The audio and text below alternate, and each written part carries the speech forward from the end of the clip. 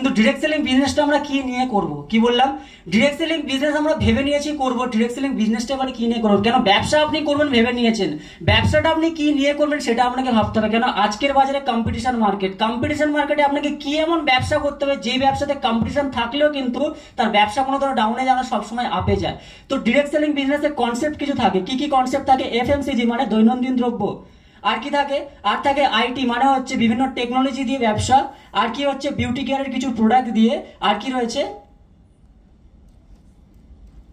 আর যেটাকে বলা হচ্ছে হেলথ। এবারে আপনাদের মনে কি বলে এই চারটে জিনিসের ওপরের মধ্যে কোন ব্যবসা নিয়ে করলে আপনার বাজারটা রমরমিয়ে চলবে? কোনটা? হেলথ। চলুন দেখে নি। Obviously health. কেন? আজকের মার্কেটে রোগ ব্যাধি যেরকম বাড়ছে তার জন্য কিন্তু হেলথের পরিমাণ কিন্তু দিনের পর দিন বাড়ছে। কেন? আজকের বাজারে দুটো ব্যবসা রমরমিয়ে চলছে, দুটো ব্যবসা যতই কম্পিটিশন বাড়ুক ভাই, দুটো ব্যবসা কোনো ধরনের ডাউনে যাবে না। একটা হচ্ছে নেশার ব্যবসা, একটা হচ্ছে হেলথের ব্যবসা। কেন?